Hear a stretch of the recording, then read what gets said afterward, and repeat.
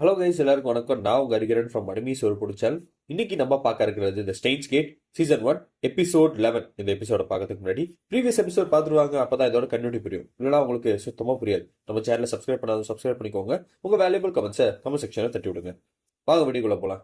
இந்த எபிசோடோட ஸ்டார்டிங் சீன்ல என்னன்னு பாத்தீங்கன்னா, நம்ம பையன் ஆமனையும் வந்து ஒரு டிஸ்கஷன் பண்ணிட்டு இருக்காங்க. அப்ப நம்ம பையன் என்ன சொல்றான்னா, இந்த பாருமா எப்படியாவது அந்த ஆளை டிஸ்ட்ராக்ட் பண்ணிடு, அந்த ஆளை நீ டிஸ்ட்ராக்ட் பண்ணிட்டேன்னா அதுக்கப்புறம் நீ என்ன கேட்குற நான் வாங்கி தரேன் அப்படின்னு மாதிரி சொல்லிட்டு ஆலிம் பாக்ஸ் லெக் செட் கோ அப்படின்னு இந்த பொண்ணு அப்படியே ஓடி போயிட்டு அவளோட ஜாக்கெட்டை கழட்டி கீழே ஓனர் இருக்காங்க, ஓனரோட மூஞ்சி அப்படியே மறைச்சு விட்டுறா.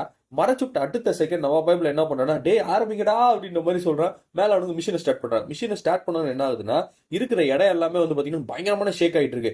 அந்த ஆளு போட்ட ஜாக்கெட்டை எடுத்துட்டு, டே என்னடா பண்ணிட்டு இருக்கீங்க, உங்களுக்கு என்னடா பிரச்சனை அப்படின்ற மாதிரி சொல்லி அவன் கத்திட்டு இருக்கு. அவன் பொண்ணு அப்படியே ஓடி வந்து அவனை கட்டி பிடிச்சிக்குது. இந்த சீக்வன்ஸ் எல்லாம் நடந்துட்டு இருக்க நேரம் என்ன ஆகுதுன்னு பாத்தீங்கன்னா, ஒரு ஸ்க்ரூ டிரைவர் ஏதோ ஒன்று அப்படியே டைரக்டா போய் அந்த ரிமோட் மேல விழுந்து அந்த டிவி ஆஃப் ஆயிடுது. அந்த டிவி ஆஃப் ஆன கொஞ்ச நேரத்துல வந்து பாத்தீங்கன்னா இந்த மிஷின் எல்லாமே ஸ்டாப் ஆயிடுச்சு. ஷேக்கிங் நின்று போச்சு. என்னடா அது ஷேக்கிங்லாம் நின்று போச்சு, எதனால? ஒருவேளை இந்த ஆள் கத்துறது அவங்களுக்கு கேட்டுச்சோ அந்த மாதிரி யோசிக்கிறான். அப்புறம் அவன் அந்த சின்ன இன்சிடென்ட் நடந்ததை பார்த்தா டிவி ஆஃப் ஆன மாதிரி அப்படியே டைரக்டா போயிட்டு அந்த ரிமோட் எடுத்து டிவியை மறுபடியும் ஆன் பண்றான். அங்க கீழே இருக்க டிவி ஆன் பண்ணோடனே மறுபடியும் மிஷின் ஸ்டார்ட் ஆகுது. ஆஃப் பண்ணா ஆஃப் ஆகுது, ஆன் பண்ணா மறுபடியும் ஆன் ஆகுது, ஆஃப் பண்ணா திருப்பி ஆஃப் ஆயிடுது. ஓ, இது கனெக்ஷன் அங்க அப்படின்னு மாதிரி யோசிச்சு திரும்புறான் நம்ம பைப்புல.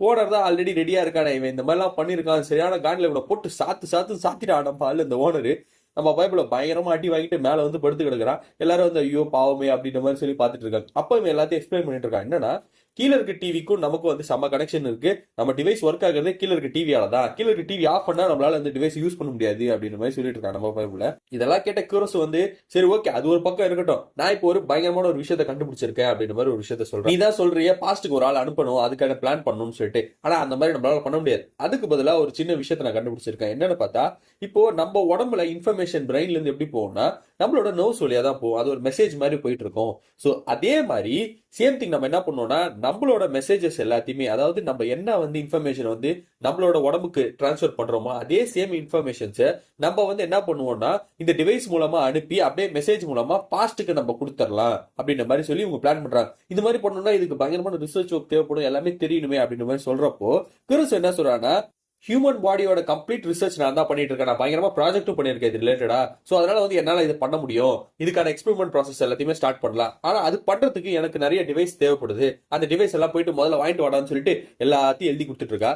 இதெல்லாம் பார்த்துட்டு நம்ம பையனும் சரி ஓகே போய் வாங்கிட்டு வருவோம் அப்படின்னு மாதிரி சொல்லி அவனும் அங்கிருந்து கிளம்புறான். அவன் மட்டும் இல்ல, அவன் கூட வந்து பாத்தீங்கன்னா நம்மளோட பொண்ணு மயூரி வந்துடுறான். இவங்க ரெண்டு பேரும் நடந்து போயிட்டு இருக்கும்போது மயூரி சில டவுட்ஸ் எல்லாம் கேட்கறான். என்னன்னா, இந்த எக்ஸ்பெரிமெண்ட் எல்லாம் பார்த்தாலே ரொம்ப பயமா இருக்கு, நம்ம ஏன் முன்னாடி மாதிரி டிமெயில் மட்டுமே யூஸ் பண்ணலாமே அப்படின்ற மாதிரி ஒரு விஷயத்த சொல்றா. நம்ம அப்பா என்ன சொல்றான்னா, டிமெயில யூஸ் பண்ணா அதுல இருக்கக்கூடிய கான்சிக்வன்சஸே பயங்கர மோசமா இருக்கு. என்ன பிரச்சனைனா, இப்ப நம்ம ஒரு மெசேஜ் அனுப்புறோம், அந்த மெசேஜ் மூலமா கம்ப்ளீட் ஊரே மாறிடுது, கம்ப்ளீட் ஸ்டேட்டே மாறிடுது. இது என்ன நிலவுனே தெரியல.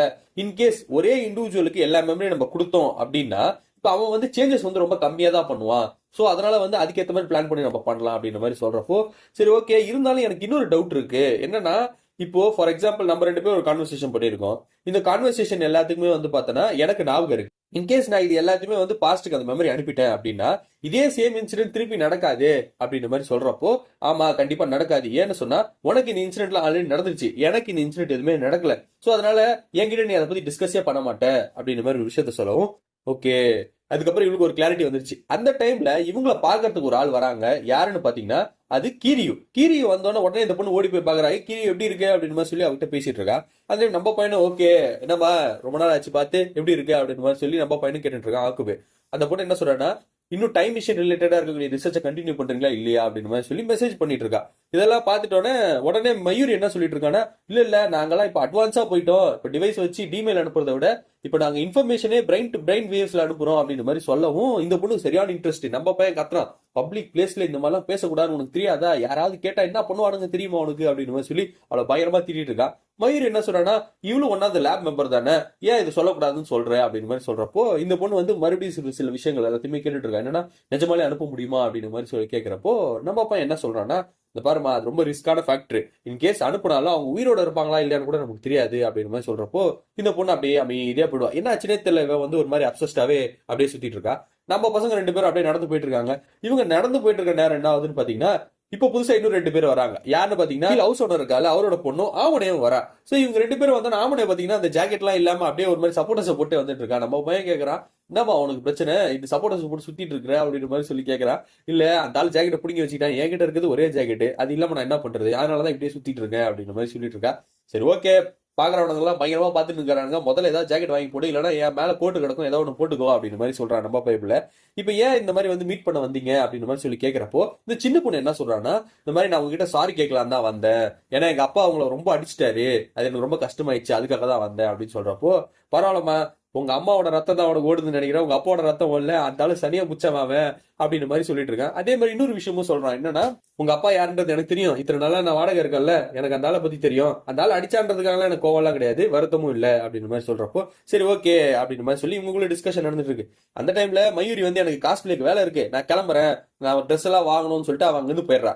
இவங்களும் அங்கிருந்து கிளம்புறாங்க. அந்த டைம்ல நம்ம பையனையும் கூப்பிடுறாங்க, சரிப்பா நீ வா போயிடலாம் அப்படின்ற மாதிரி சொல்லி ஆமனை கூப்பிடுறா. அப்ப நம்ம பையன் என்ன சொல்றான்னா, இல்ல எனக்கு ஆல்ரெடி குருசு வந்து ஒரு வேலை கொடுத்துருக்கா, நிறைய டிவைஸ் எல்லாம் வாங்கிட்டு வர சொல்லி, அதெல்லாம் போய் வாங்கிட்டு வரல, அவன் சாவச்சிருவான் அப்படின்னு மாதிரி சொல்லிட்டு இருக்கான். இவங்க போற நேரம் என்ன ஆகுதுன்னு பாத்தீங்கன்னா, இந்த பொண்ணு இருக்கால ஆமனே, அவ ஒரு விஷயத்த சொல்லிட்டு போறா. அவ வந்து சரணோட ஆர்கனைசேஷனை சேர்ந்தவ அப்படின்னு மாதிரி ஒரு விஷயத்த சொல்லிட்டு போறான். இது நம்ம பையன் காதுல விழுந்துச்சு. ஆஹா, இவன் சரண் ஆர்கனைசேஷனை சேர்ந்தவளா இவ அப்படின்னு மாதிரி சொல்லிட்டு டைரக்டா அப்படியே லேபுக்கு போறான். லேபுக்கு போயிட்டு இவன் என்ன பண்றான்னு சொல்லிட்டு அப்படியே நோட்டை விட்டுட்டு இருக்கான். அப்ப என்ன ஆகுதுன்னு பாத்தீங்கன்னா, இந்த பொண்ணு வந்து சிஸ்டம்ல இருக்கக்கூடிய மெசேஜஸ் எல்லாத்தையுமே வந்து அப்படியே கோத்ரூ பண்ணிட்டே இருக்கா.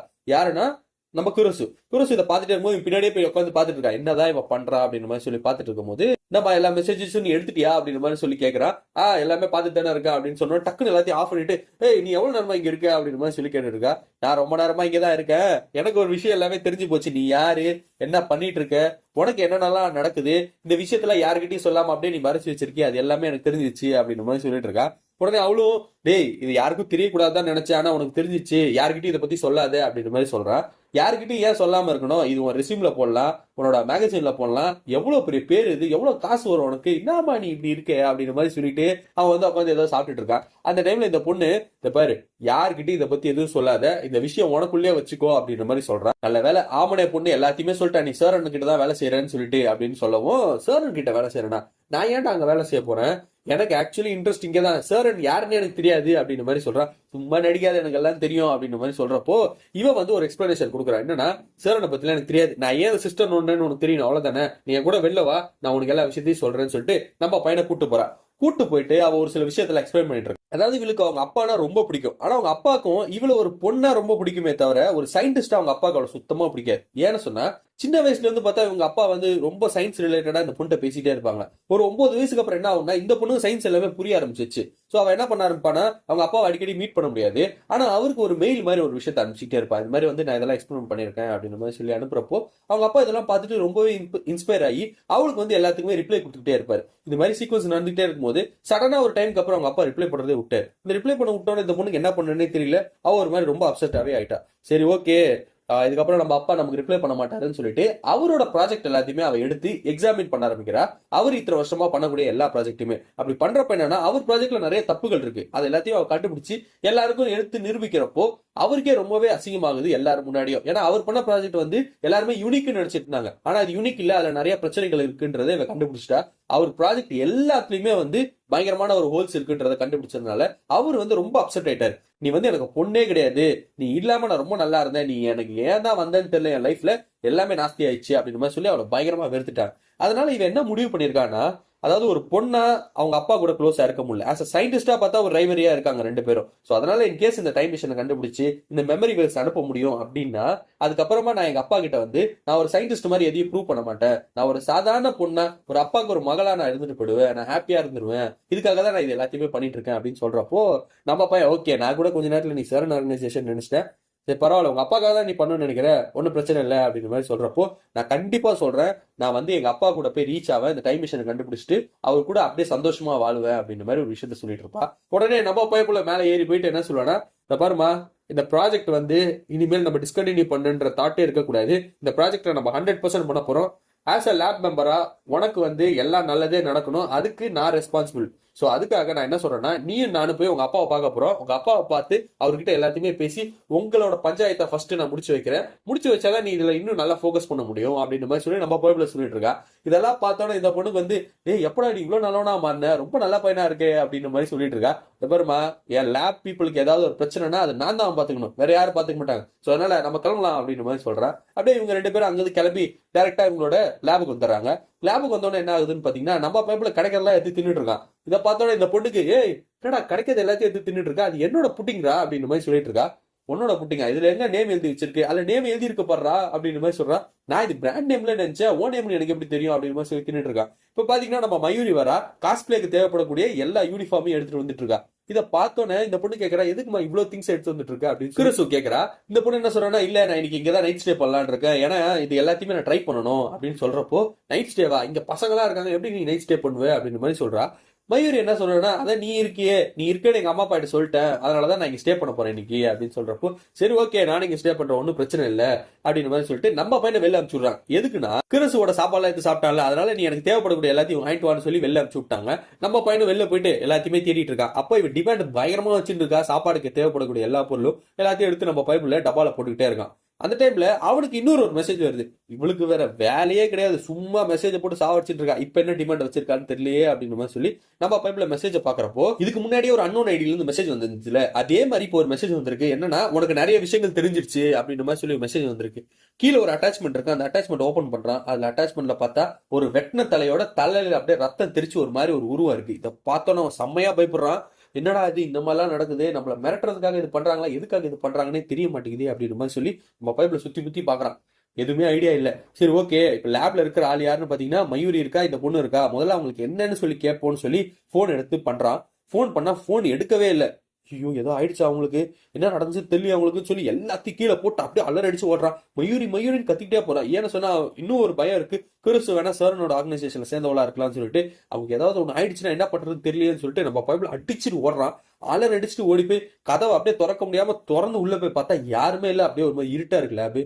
அப்புறம் இந்த ஸ்கிரீன் ஒரு பாத்ரூம் இருக்குல்ல, அந்த சைட்ல மட்டும் சவுண்ட் கேட்டுக்கிட்டே இருக்கு. ஆனா அங்க யாருமே இருக்கிற மாதிரி தெரியல. சோ அப்படியே அந்த ஸ்கிரீனை திறந்து பாக்குறான். பார்த்தா இந்த 2 பொண்ணுங்களும் அவங்களே அழகா குளிச்சிட்டு இருக்காங்க. அதனாலதான் போன் எடுக்காம இருக்காங்க. கத்துறாங்க, டேய் ஏன்டா இப்படி பண்ணிட்டு இருக்கடி, நான் வந்து உன்னை ரொம்ப நல்ல பையன் நினைச்சேன்டா. டாரு வேணா இந்த மாதிரி குளிக்கிறப்போ வந்து எட்டி பார்ப்பான், நீ என்னடா இப்படி பண்ற, நீ இவ்வளவு அசிங்கமா பண்ணு நான் நினைச்சு கூட பாக்கலடா அப்படின்னு மாதிரி சொல்லி அவனுக்கு பயங்கரமா அட்வைஸ் கொடுத்துட்டு இருக்கான். ஆனா நம்ம பையனுக்கு தான் தெரியும் என்னன்னா, இந்த மெசேஜை பார்த்தது பயங்கர அப்சஸ்டா இருக்கான். யாரோ ஒருத்தங்க நம்மள வந்து பாத்துட்டு இருக்காங்க, ஏதோ ஒரு ரீசனால அவங்களுக்கு நம்ம பண்றது எதுவுமே பிடிக்கலன்னு சொல்லி ஒரு மாதிரி பயத்துல இருக்கான். அந்த டைம் டாரு உள்ள வரான். டாரு உள்ள வந்தோன்னா கிறிஸ்து கேட்கறான், என்னடா இந்த டைமுக்கு வந்திருக்க அப்படின்னு மாதிரி சொல்லி கேட்கிறப்போ, இல்ல நான் இந்த சிஸ்டம் என்னோட லேப்டாப்போட கனெக்ட் பண்ணுவேன் எப்பவுமே, இந்த வாட்டி கனெக்ட் பண்றப்போ அது ஏதோ டிஸ்கனெக்ட் ஆகுது, அது கனெக்டே ஆக மாட்டேங்குது, அதான் ஏன்னு தெரிஞ்சுக்கலாம் சொல்லி வந்தேன் அப்படின்னு மாதிரி சொல்லி அவன் சிஸ்டம் கோத்ரூ பண்ணிட்டு இருக்கும்போது என்ன தெரிய வருதுன்னா, சர்ன் வந்து ஆல்ரெடி உங்க சிஸ்டமோட கனெக்ட் ஆயிருக்கு அப்படின்னு ஒரு விஷயத்த சொல்றாங்க. சர்ன் ஆல்ரெடி கனெக்ட் ஆயிருக்கா, என்னடா சொல்ற அப்படின்னு மாதிரி சொல்லி பாக்குறாங்க. ஆக்சுவலா என்னன்னா, சர்னே வந்து பர்பஸ்ஃபுல்லா இவங்களை வந்து கனெக்ட் பண்ணி வச்சிருக்காங்க அவங்க சர்வரோட. சோ அதனால இவங்களுக்கு இன்ஃபர்மேஷன் எல்லாம் வரணும்னு சொல்லிட்டு, அதே சேம் திங் ஆகலாம்ல, நம்மளோட இன்ஃபர்மேஷன் எல்லாமே அவங்க ட்ராக் பண்றதா இருக்கலாமே அப்படின்னு மாதிரி சொல்லி இவங்களும் ஒரு டிஸ்கஷன் போயிட்டு இருக்கு. இதெல்லாம் கேட்ட நம்ம பையன் அப்படியே பயந்துகிட்டே சிங்கு கிட்ட போயிட்டு அப்படியே ஒரு மாதிரி யோசிக்கிறான். நம்ம தேவையில்லாம நிறைய ரிசர்ச்க்குள்ள போயிட்டோம், இதுக்கப்புறம் நமக்கு என்ன ஆக போகுதுன்னு தெரியல, இவங்க எல்லாரையும் நான் எப்படி காப்பாற்ற போறேன்னு தெரியல அப்படின்னு சொல்லி பயங்கர பதட்டமா இருக்கான், பயங்கரமா பயப்படுறான். இதோட இந்த எபிசோட் முடியுது. அடுத்த எபிசோட் இன்ட்ரெஸ்டிங்கா இருக்கு, அது நாளைக்கு பார்க்கலாம். அடுத்த boy from you Hariharan from Manimesh ஒரு சேனல்.